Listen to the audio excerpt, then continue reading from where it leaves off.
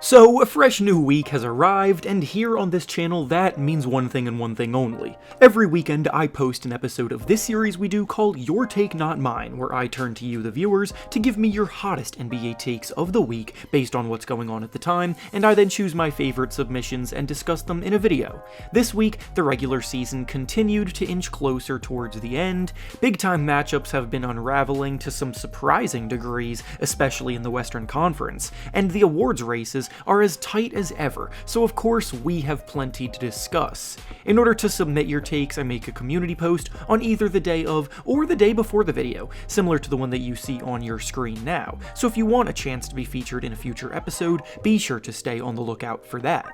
Before we start though, I want to thank the sponsor of today's video, PrizePicks. As the 2023 NBA season continues on, PrizePicks is the best and easiest way to play daily fantasy to stay engaged on all of the excitement. All you have to do is pick between 2 and 6 players and the over or under on their projections, and you can win up to 20 times your original entry. Choose between points, rebounds, assists, three-pointers made, fantasy points, and more, plus you can even make mixed sports entries, so if you also happen to be a fan of football, baseball, soccer, or anything else, PrizePicks has you covered. When you play at PrizePicks, you're also not competing against anyone else, it's simply you versus the projections available. For today's slate of games, I'm looking at playing Shaedon Sharpe to score over 21.5 points, Russell Westbrook to score over 16 points, and Russell Westbrook also to dish out over 7.5 assists. By going down to the link in the description of this video and using promo code REFERENCE when you sign up, you also get a deposit match bonus of up to $100.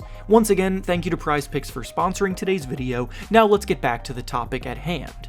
The first take we'll be discussing today comes to us from Eric, and he says that the Mavericks trading for Kyrie Irving was a terrible idea, and looking back, they should have targeted a player like OG Anunoby in a trade instead. When Kyrie Irving was traded and it all went down, there was a ton of excitement surrounding the Mavericks moving forward because ever since Luka entered the league, people have been clamoring for the team to get him a proper sidekick to help him make a deep playoff run year in and year out, because he's shown that he's ready to do so. Kyrie Irving may be a bit controversial off of the court, regardless of what you think about him, but on the court, he has been as productive and efficient as a scoring guard as it gets, and pairing him with Luka Doncic, in theory, was supposed to open things up a ton for the team, now that Luka can rely on a teammate to dominate games as well. The issue with the Mavericks, however, has never been their ability to light up scoreboards on offense. The real issue that has plagued them all season, both before and after the trade, has been the fact that they can't consistently get enough stops when it matters,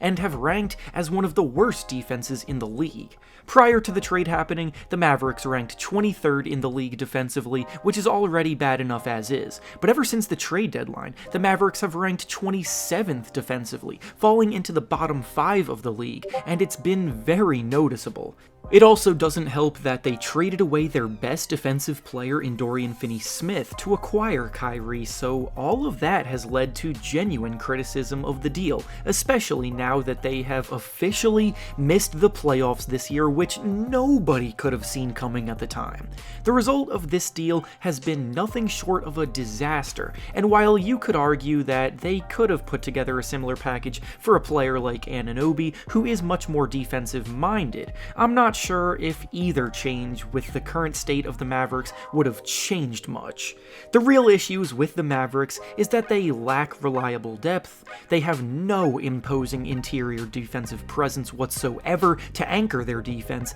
and head coach Jason Kidd has come under scrutiny for some of the game plans that he's executed. If Kyrie Irving does end up leaving in free agency this summer, then the trade will be absolutely considered a disaster, but the reality is that this move exposed a lot of other deeply rooted issues with the team and their construction.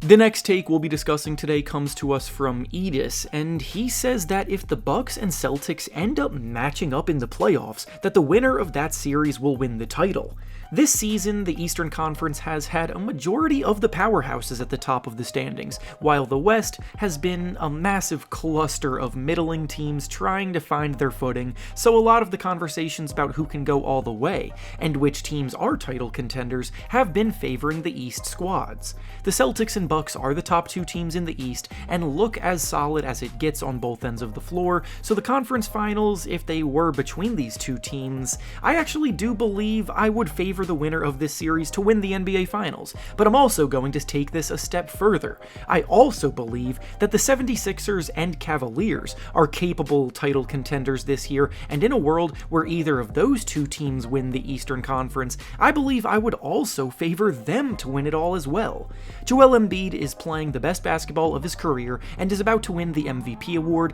but he has said countless times that at this point in his career, his only focus is on winning a championship, and this is his best opportunity to do so. The Cavaliers are also a sneakily strong team who rank in the top 10 of the league both offensively and defensively, which historically has been an important barometer for title contention, and the only other two teams in the league this year that rank in the top 10 on both ends are the Celtics and 76ers. When you look at the West, there is a genuine case to be made that all 8 playoff teams could pull off some upsets and win the conference, but I just don't think any of them would stack up at the top with the teams in the East this year. And finally, the last take we'll be discussing today comes to us from Matt, and he says that the Miami Heat are going to have to blow it up and rebuild a bit this offseason based on how their current season is going. The Heat were the number 1 seed in the East last season, so their fall off this year was definitely disappointing, but I can't say that it's come out of nowhere.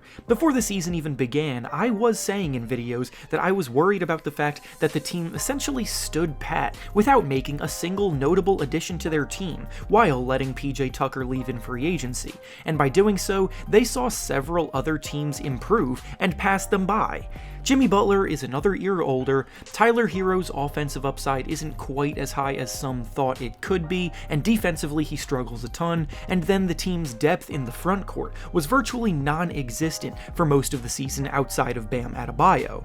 The Heat made a few small moves in the buyout market by adding Kevin Love and Cody Zeller to the mix, but Love at this point in his career is nowhere close to the player that he once was, and Zeller is the furthest thing from a big difference maker. I don't think they have a need to actually go through a rebuild like the take says, because Bam Adebayo and Tyler Herro are both promising pieces of their core locked up for the foreseeable future, but Jimmy Butler's time is definitely ticking as he turns 34 years old this summer, and he may end up being the piece that could get moved. Butler is no stranger to seeking greener pastures in his career, and with the current state of the Heat, they don't have many avenues to add impactful talent with a lot of their money already tied up. The real move that the Heat could be bold enough to make is to explore the Jimmy Butler trade market, because the Heat probably need to get younger right now, and plenty of teams would be interested in adding Butler if it meant that they could get a chance at winning a title. And with that being said, that's all I have for you today. Make sure to like the video, subscribe to the channel, and comment down below what you think about the takes we discussed. Thanks for watching, and I'll see you all next time.